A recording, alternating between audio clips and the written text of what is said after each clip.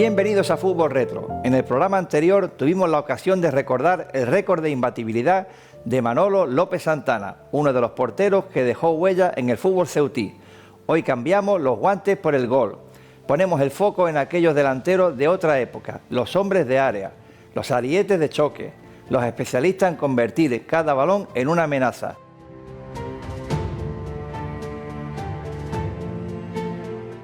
En esta ocasión, los delanteros que fueron depredadores de área.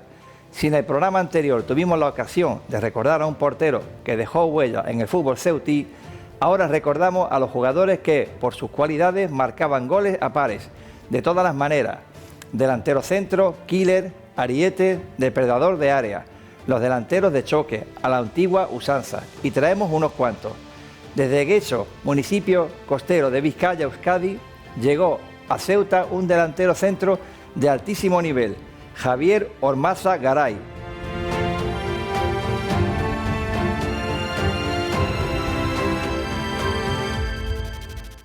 Ormaza, procedente del Athletic de Bilbao, con la agrupación deportiva Ceuta en tercera división en la temporada 1970-71 y tras la proclamación de José Benoliel como presidente de la entidad Benoliel, quien ya puso los ojos en el mítico Telmo Zarra para ficharlo para la Sociedad Deportiva Ceuta, echó las redes por tierras bilbaínas y consiguió un fichaje de campanillas.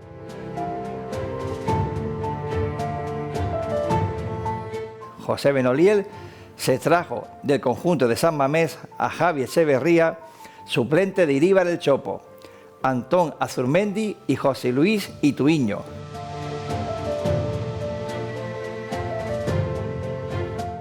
Javier Ormaza Garay, delantero de la cantera del Athletic de Bilbao, estuvo cedido en el Guecho y tras regresar al conjunto de San Mamés, debutó con el primer equipo del Athletic de Bilbao en la temporada 1965-66.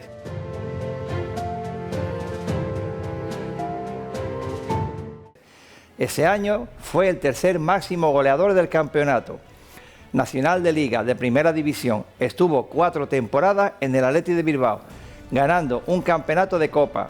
Ormaza, con una prometedora carrera deportiva, sufrió una grave lesión de tobillo en su segunda temporada con el Athletic. Una rotura de tobillo ante el Hércules y con la circunstancia de que aquella época en la que no había cambio, siguió disputando el partido con el consiguiente empeoramiento de la lesión.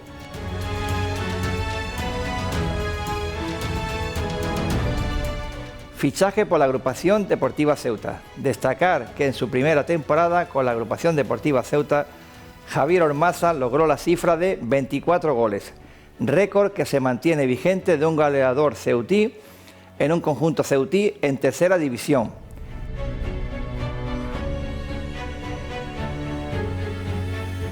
Aramburu con 25 tantos y Rodri con 22 en primera ref son los máximos anotadores en una sola temporada en las filas de la agrupación deportiva Ceuta. Javier Ormaza estuvo 2 temporadas en la agrupación deportiva Ceuta, pero tras la dimisión por enfermedad de José Benoliel, su gran valedor llegó a un acuerdo para abandonar el club y fichó por el Levante, el tudelano, y colgó las botas en las filas del Baskonia.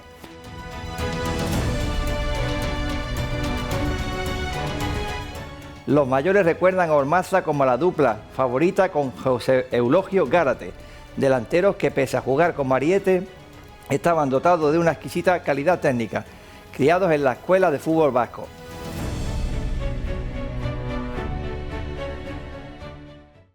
La alineación tipo de la agrupación deportiva Ceuta con Echevarría de portero, Román, Lolín, Corrales, Rafaelín, Velasco, Lima, Alcalá, Quinichi, Zacarizo y Ormaza.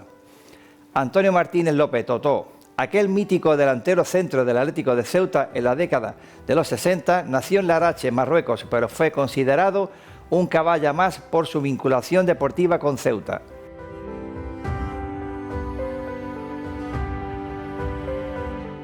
Primero en la fila del Atlético de Ceuta, en segunda división un equipo rojiblanco que tenía grandes jugadores como Febrer, Paco Anta, Cervantes, Ocaña, Montes, Gijón, los hermanos Ayala y Seisdedos. Como nota curiosa, los recuerdan los más viejos del lugar, vino a Ceuta de portero y acabó de delantero centro, por su gran envergadura.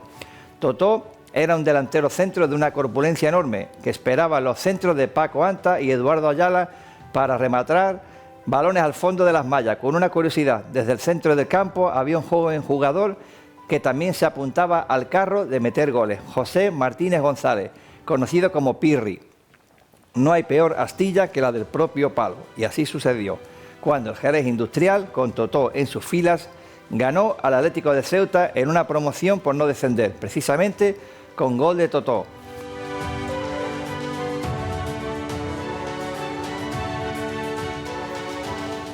En la agrupación deportiva Ceuta, ya demostrando sus dotes de veteranía, demostró sus virtudes de ariete en el salto, rematando de cabeza a todos los balones, por alto, siendo recordado con cariño por la afición, agradeciendo su esfuerzo pese a su próxima retirada.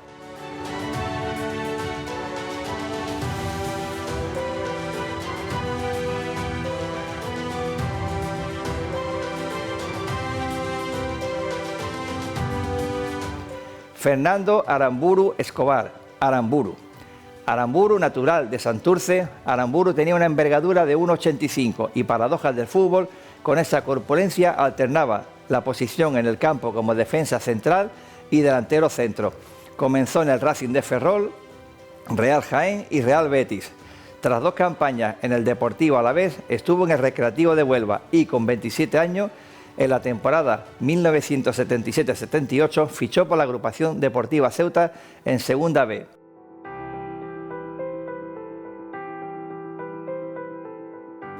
En la agrupación deportiva Ceuta fue mítica la delantera Juanma Aramburu y Serrán. Fernando Aramburu y Manolo Serrán fueron la dupla goleadora de la agrupación deportiva Ceuta durante varias campañas, con registros goleadores que fueron llamando la atención de equipos de primera división. De este modo, en la temporada 1978-79, Fernando Aramburu logra la cifra récord de goles no superada hasta la fecha, 25 tantos, seguido de Manolo Serrán con 15. Como detalle, la agrupación deportiva Almería de Primera División, al no conseguir el fichaje de Aramburu, fichó a Manolo Serrán.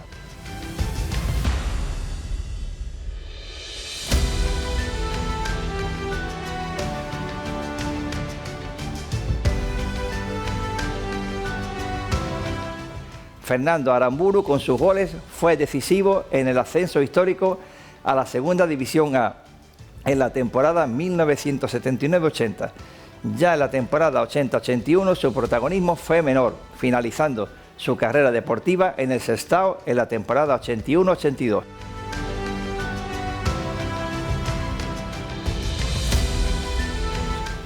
Francisco Vidal Paz, Paco, número 9 Paco, era la megafonía del Murube al definir al estilete gallego que recaló en la fila de la agrupación deportiva Ceuta tras el descenso de la Segunda División.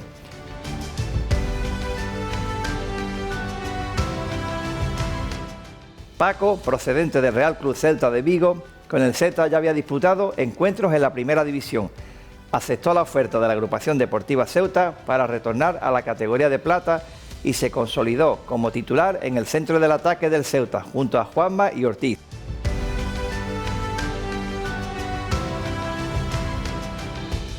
Tras un comienzo fulgurante como delantero puro de choque, con un oportunismo letal y su espectacular remate de cabeza, se hizo con los aplausos de la grada desde el primer momento.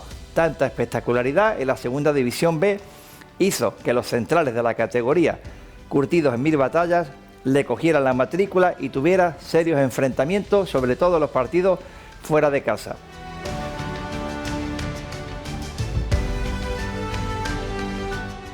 Paco Vidal, pese a estar solo 2 temporadas y su poco bagaje goleador para su posición, siempre fue admirado por la afición, por su lucha y entrega, y por cómo mantenía esa tensión en los partidos en el Murube, con los centrales rivales.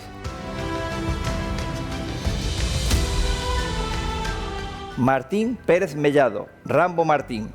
Martín llegó al Ceuta comenzada la temporada 1984-85, procedente del Sevilla Club de Fútbol, donde había jugado 3 partidos en Primera División, marcando 3 goles.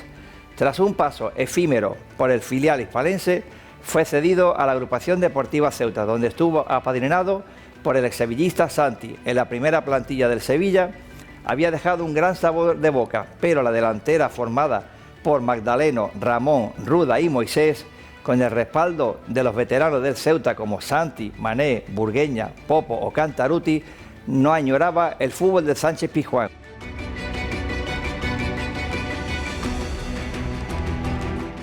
Delantero killer de área a la antigua usanza de puro choque. Estuvo 3 temporadas en la Agrupación Deportiva Ceuta. Su techo máximo goleador fue de 11 goles, pero abría brecha a los delanteros, así como a los centrocampistas que llegaban desde atrás, sin olvidar su envergadura de 1,81 m y su fortaleza física para un delantero de 74 kilos de peso. Era un roble que destacaba a los centrales de los equipos rivales.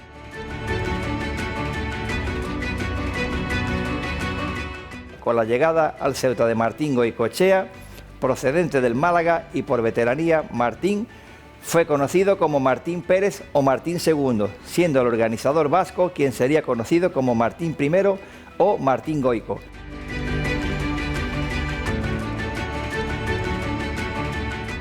Destacar el partido que jugó en el Murube ante el Levante Unión Deportiva en la 87-88.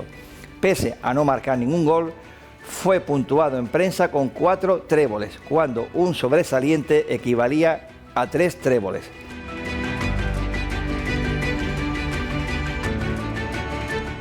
El Levante, dirigido por Quique Hernández, tomó buena nota de la calidad de Rambo Martín y a la siguiente temporada fichó por el conjunto levantino. Una vez finalizado su periodo en el Levante y considerado un talismán, fichó por el Albacete de Benito Floro en segunda. Al año siguiente ascendieron a Primera División. Tras su experiencia en el Alba, el queso mecánico, estuvo 3 temporadas en Atlético de Marbella y logró otro ascenso a Segunda División A. Finalmente colgó las botas en el Melilla.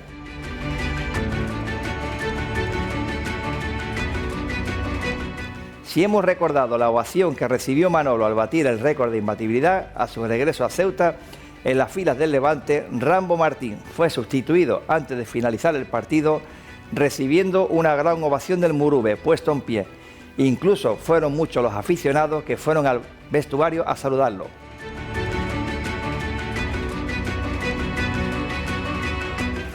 Desde aquí nuestro homenaje a los que con sus goles, aquellos balones de todos los tiempos, el Adidas México 70, el Alemania 74, el Tango Argentina 78, el Tango España 82 o el Tango Azteca 86, las redes del Murube, del Fondo Norte y del Fondo Sur se llenaron de gloria, de alegría y de pasiones, de cabeza, de penalti, de media volea o, como se solía decir, el balón una vez más al fondo de las mallas.